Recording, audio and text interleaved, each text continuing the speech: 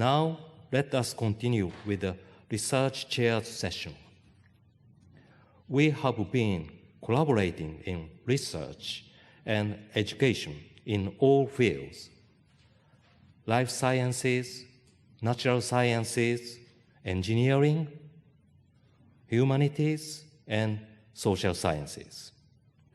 Such multidisciplinary collaboration and co-creation lead to innovation.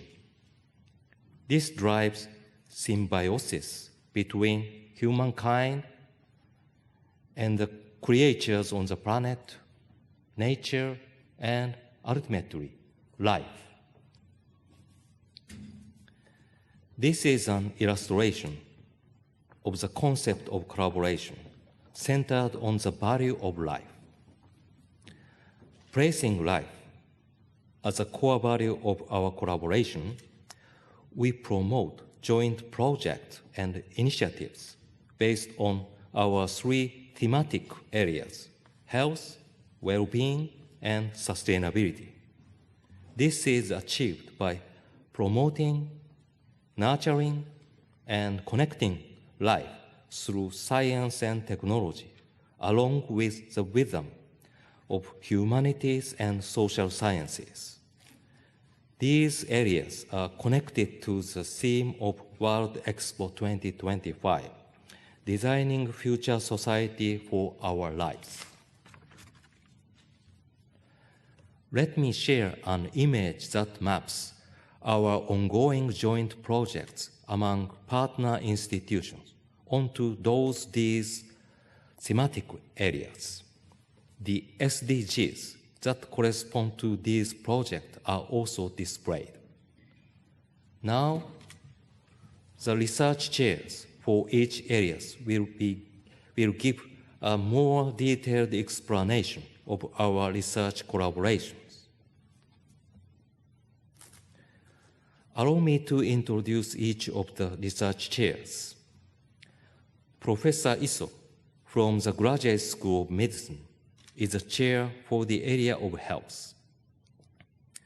Professor Eric Brunner from University College London is a co-chair.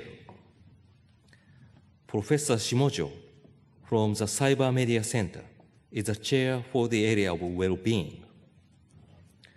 Professor Yanjun from Shanghai Jiao Tong University is a co-chair. Professor Dome from the Graduate School of Economics is a chair for the area of sustainability. Professor Andrej Zwitter from the University of Groningen is a co-chair. Presentations will be given in order, beginning with Professor Iso, the chair of health. Okay, health related through, please show the slide. All right. I'm summarizing health realized through protecting life.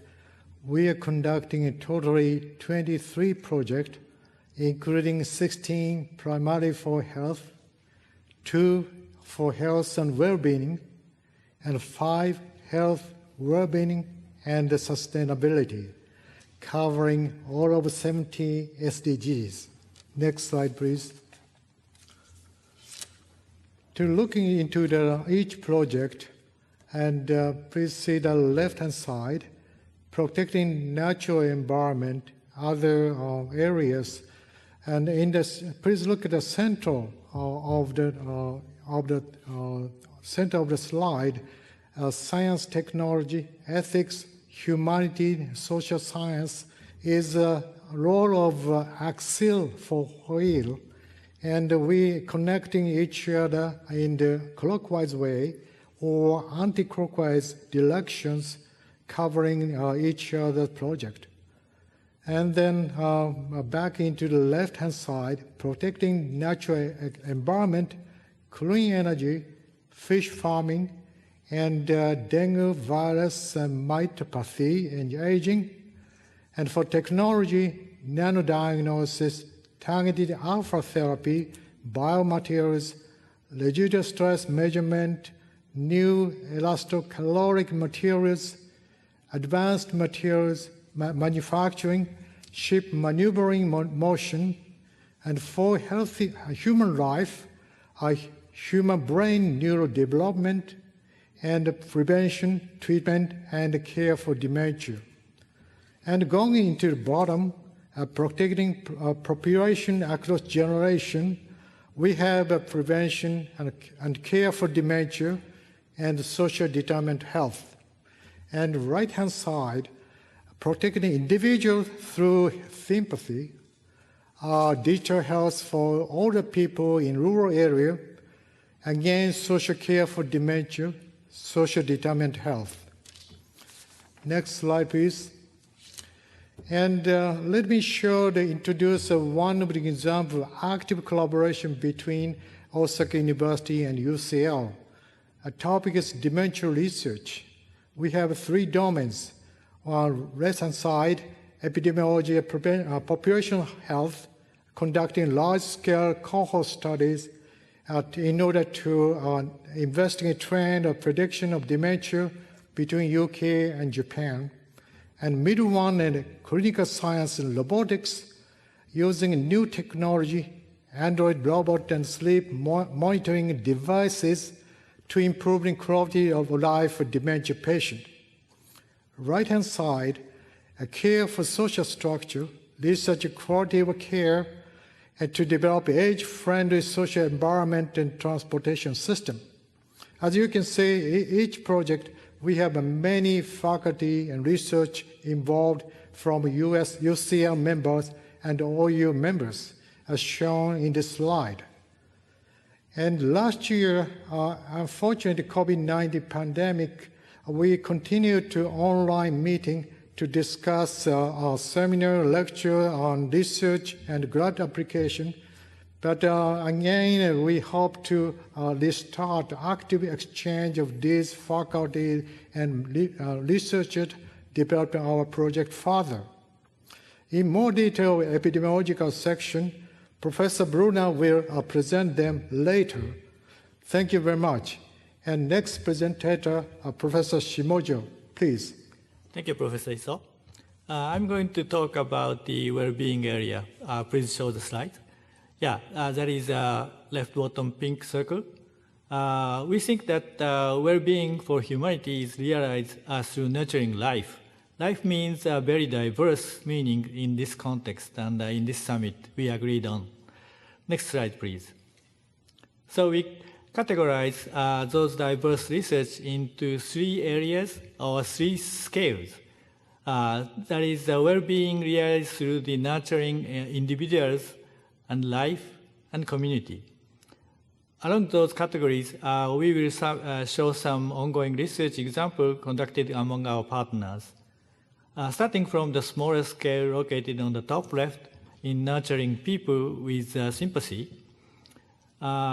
In OU and UCL, researchers developing the multimodal real-time detection and support of learner behavior using AI to help skill development of people. That research conducted in the classroom, actually. And also, research on investigating impact of the COVID-19, especially for children with complex medical care needs are ongoing right now, response to the COVID-19 situations. Then we extend our scale to the research for the nurturing everyday life with people in the bottom, happening on the living field in like a hospital, campus, or city. Many researchers related smart city conducted with OU and the Shanghai Jiao Tong University. It is covered by Professor Dai later. Finally, we reached more global scale, that is nurturing people and community, so the issue becomes more diverse and complex in this scale. UCL and OU researchers are creating model for sustainable urban society based on the field study of informal settlement in Africa. For the improvement of environment, smart community and smart campus is very important, and researchers are now under discussion between Osaka University and the UC Davis. So next slide, please. In the final slide, I'd rather show the information-centric view. Because data plays a very central role in those researches. for starting, for nurturing people, we can conduct those researches based on the personal health, medical, and body records. In the smart city, we need to collect the city-related data or people's mobility data, which we can call a personal life record. In the smart community area, more diverse societal data is necessary, which we may call societal activity records. Therefore, by conducting those research, data infrastructure is very important, and where we could collect it and share and analyze data. For example, Osaka University has been built a data infrastructure on personal life records on the Institute for the Life Design Innovation, so we can collaborate. I believe that if we could have a common data infrastructure for research, we could encourage collaboration among those diverse areas of research. Thank you for listening. And the next, Professor Dome talk about the sustainability, please. Okay. Sustainability, which covers the whole areas mentioned earlier, can be explained by three aspects of connecting life. Next slide, please. Okay. First of all, connecting nature, technology, and human life. We, all human beings, are now facing pressing issues such as climate change, which will devastate the nature and consequently the earth and our lives, unless we take immediate actions against this crisis. At the same time, the advancement of technology will help or connect our lives.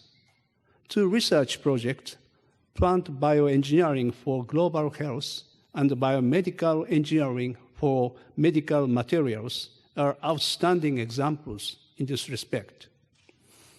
The project with UC Davis is aiming to prove the effectiveness of plant-based pharmaceutical agent for basic research in regenerative medicine, which is expected to lead to improving our well-being. Moreover, the project telegrasps human teleoperation with a semi-autonomous system leverages one of the most advanced technology, namely robotics, to help people grasp or lift objects, sometimes human.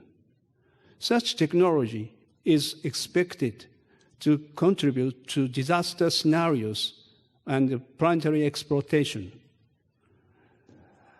The second aspect is connecting individuals through sympathy.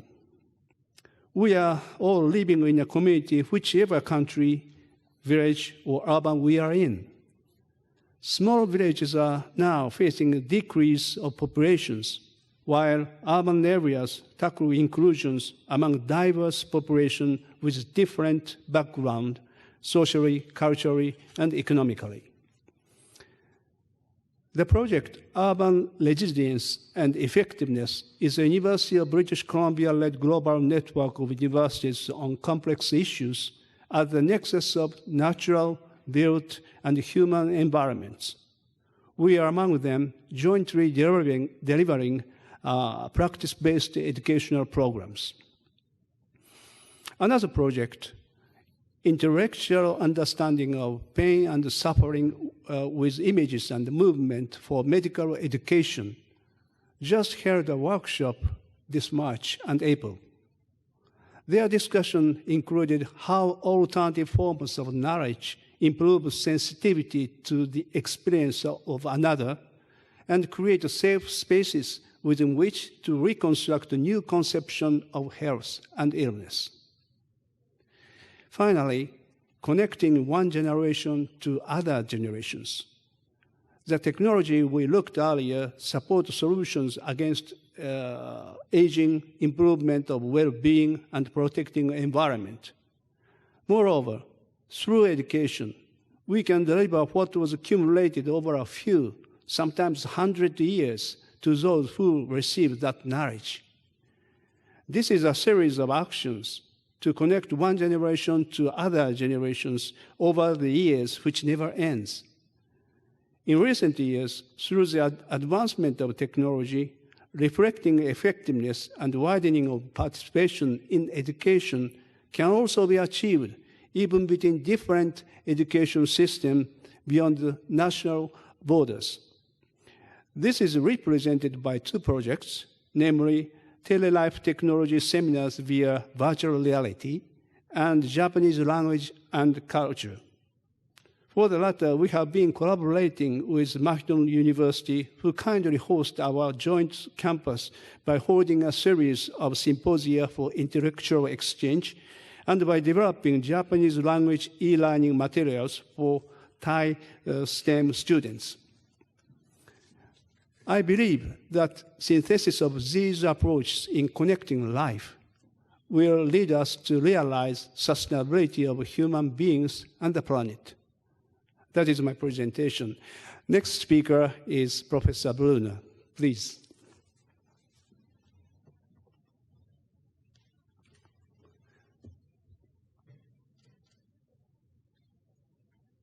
It's my honor and pleasure to participate in this great celebration for the 90th anniversary of the founding of Osaka University. So I'll next slide. So I'm going to talk about an example of the importance of collaborative work between OU and UCL. And Professor Iso, who I worked with very closely for the last 10 years, has already introduced the fact that we have the aim to contribute to the prevention, treatment, and care of dementia, a very important global issue as the planet, as the human population of the planet ages. Next slide, please. So for the last 10 years, we've been running this great 3-day symposium. Every August, we bring together more than 100 academics, researchers, and public health workers to discuss the issues of health in Japan. This has been a great success in terms of developing the field of social epidemiology, research and practice, and it has led to the work on dementia. Next slide. Please, thank you. So more than 30 Japanese authors, many of whom present at the annual seminar, have contributed to this wonderful book published by Oxford University Press last year in October. And this work has highlighted the great strength of Japanese society and culture. Next slide.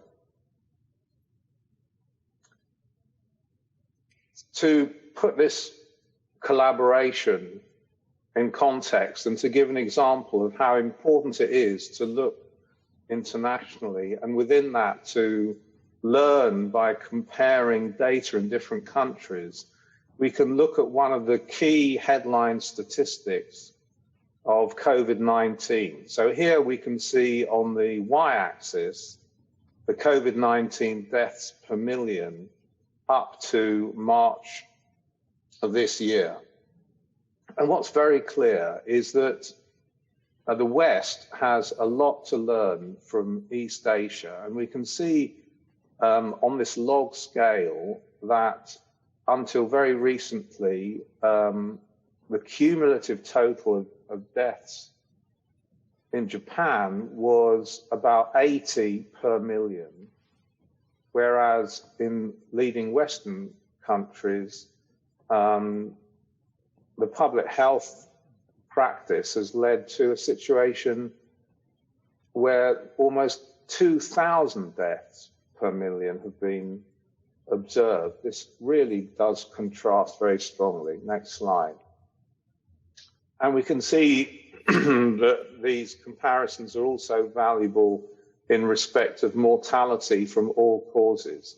And here we can see two important facts: that after the financial crisis of 2008, that all-cause mortality stopped going down in the USA and the UK. and that in Japan, despite the long period of low growth after 1992, the all-cause mortality, which was already the lowest, continued to go down. Next slide. So the Nikkei index on the top left shows us that there was a period of exponential growth in Japan up to about 1992. And then after that, there was a period of much lower growth. And during that time, looking at the bottom left-hand slide, we can see that over that low growth period in Japan, using representative survey data, that positive well-being did decline slightly, but poor health remained really at a very low level. And in the large graph, we can see that inequality according to household income after tax in Japan during that low growth period stayed well below 10%. Next slide.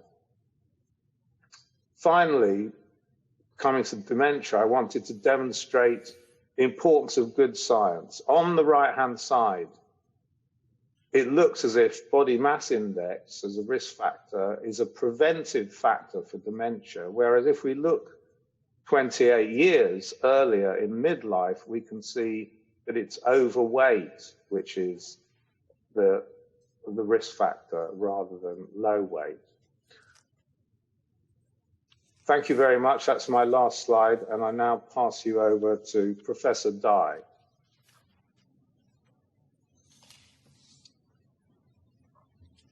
Thank you, Professor. It's my great honor to be in this session and share our experience in research collaborated with Osaka University. In the past 2 decades, SGTU has collaborated with OU successfully in many areas. We have seminars, academic seminars every year. During the past several years, we continue the collaboration, especially in the area of smart cities, aiming for the goals of carbon neutral and zero waste for mega cities like Shanghai and Osaka. Our research collaboration area focuses on the 4 aspects: clean energy, information technology, and environmental and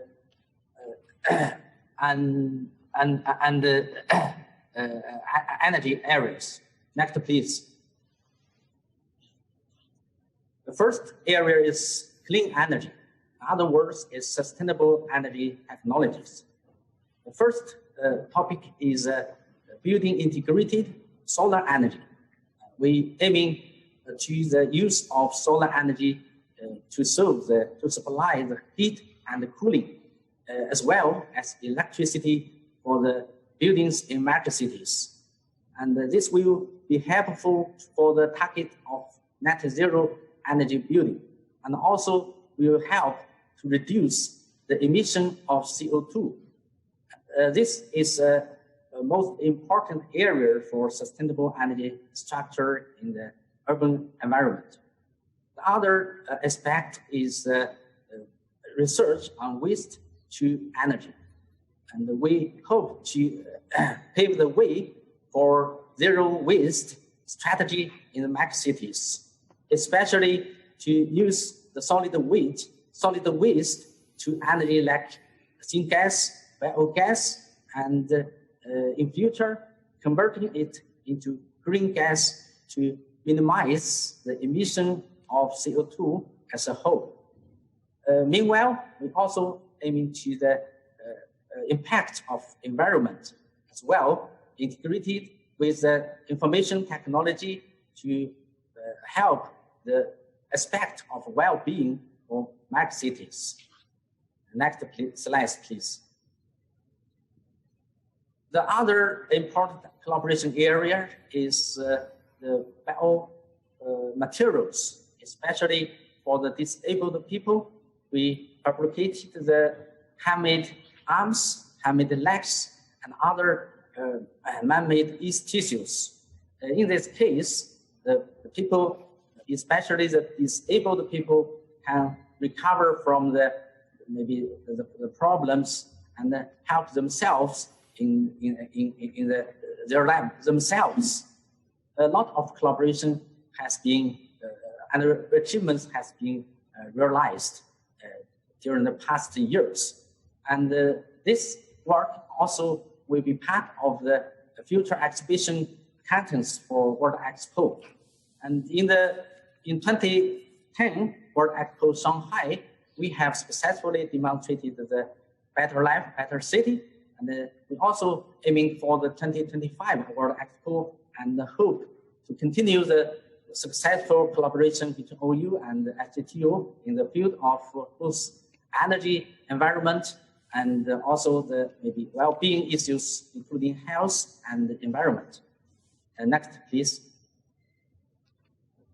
Looking forward to the future collaboration, we will continue the research and the collaboration in the clean energy, and we also solve the problems, including indoor environment, and as well as maybe like the air and the soil and the waste solutions.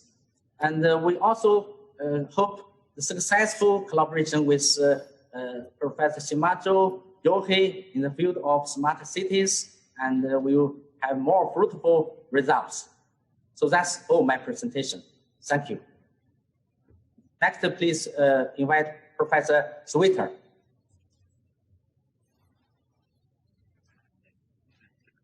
Thank you, Professor Dai.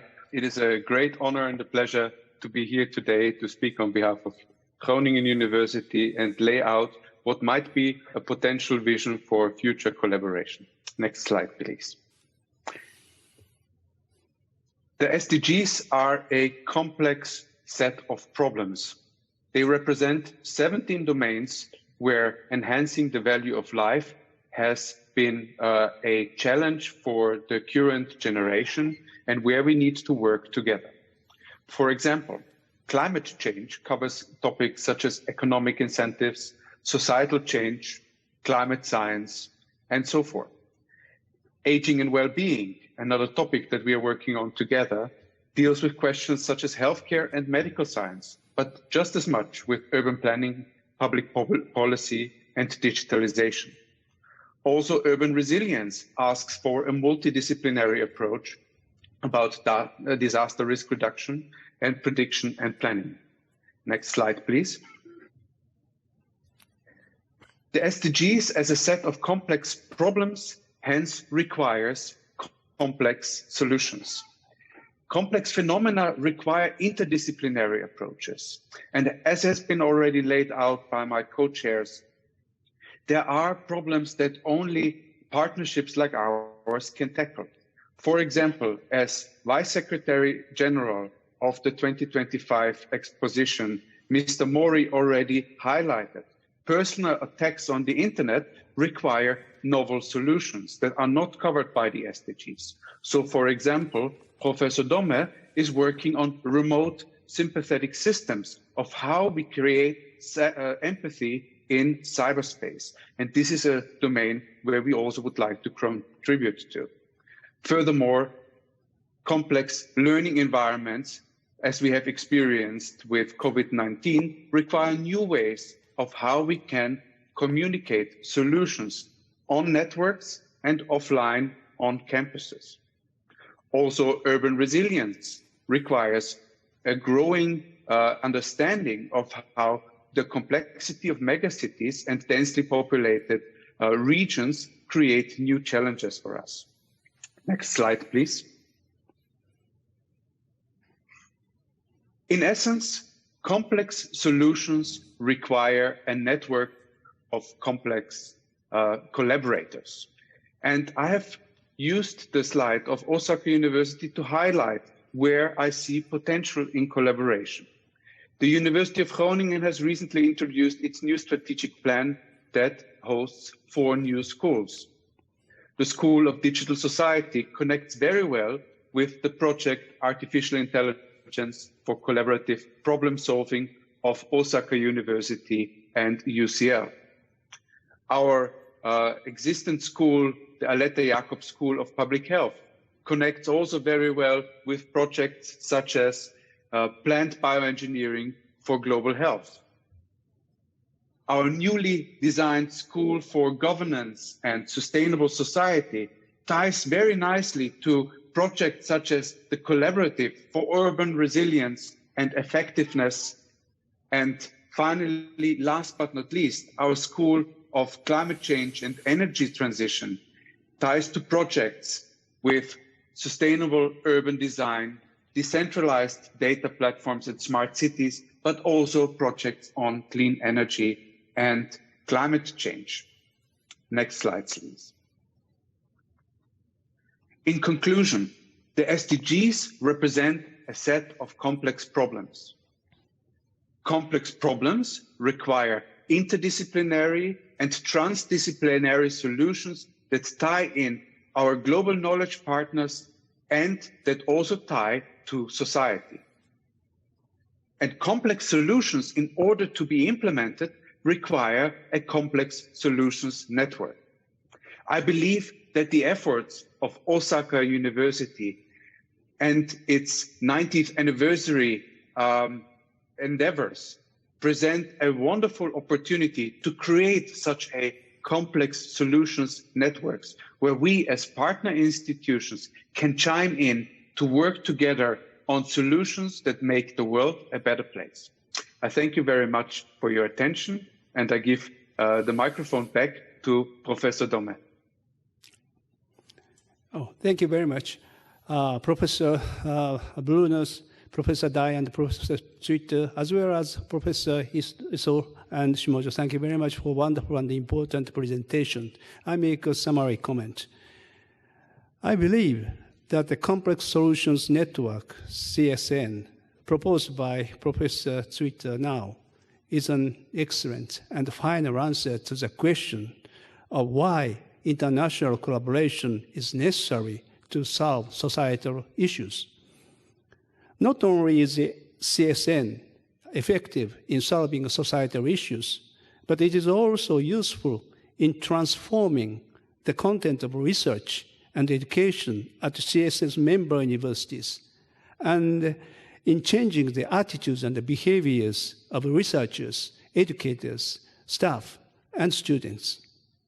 In order to achieve the world that the SDGs aim for in 2030, namely a world where no one is left behind, we should continue to work together for a better world. Therefore, the formation and the expansion of CSN, Complex Solutions Network, should be the most important objective of global university collaboration. These are the conclusions of this session and prospects for our further collaboration. Now, I'd like to hand over to Executive Vice President Kawahara. Thank you. Research chairs, thank you very much for your presentations. I believe that the multidisciplinary and multilateral endeavors explained by the chairs will lead to the achievement of our global goals.